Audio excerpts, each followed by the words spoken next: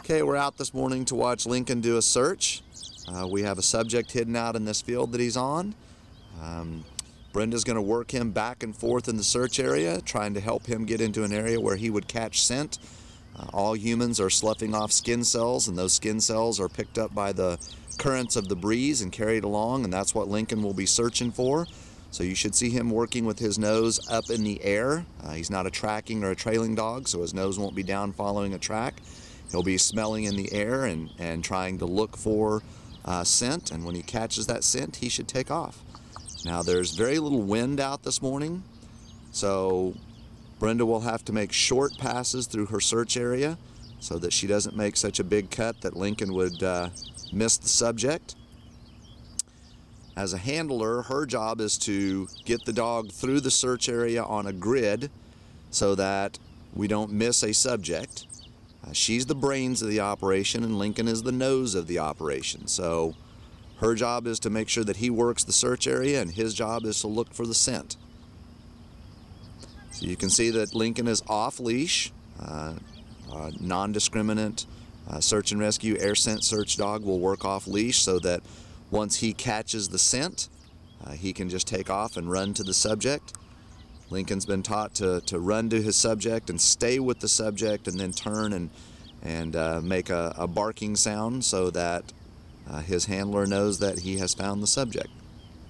So we'll just kind of watch here. You see now that Brenda's made a couple of passes, and now she'll come a little bit further up her search grid and cut back across the area again.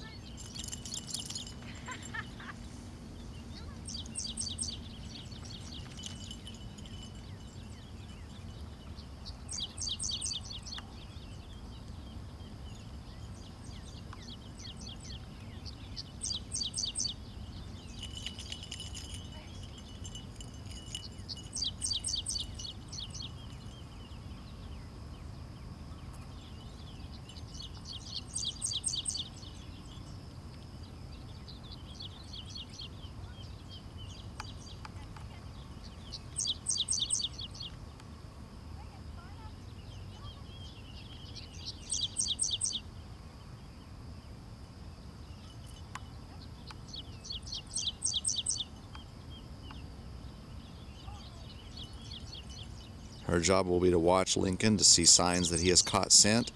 You should see his nose go up, and you should see his body language get much more excited.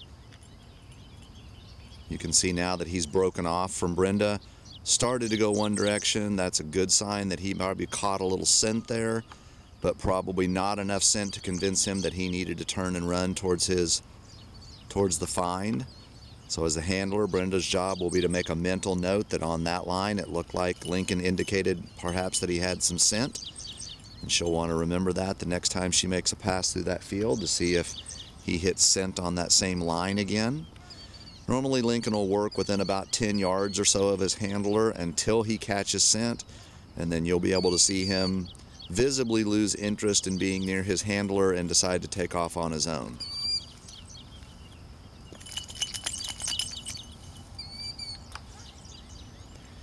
We're working in, you can see about probably 3 foot tall grass of various different lengths. Again, Lincoln's nose is in the air. He's turned away from his handler. That's a good sign that he thinks he has some scent.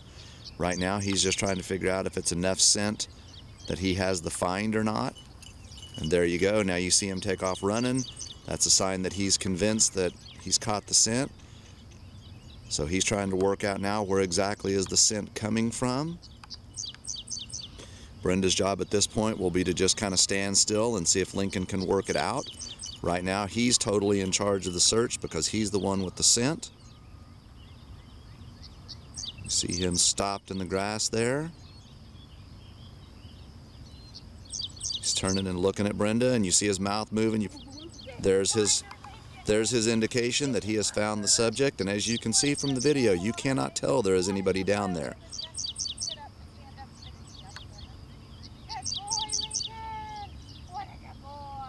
Now this was a really difficult search in the sense that there is almost no wind right now, so that's why Lincoln didn't hit until he was within probably about 10 or 15 yards.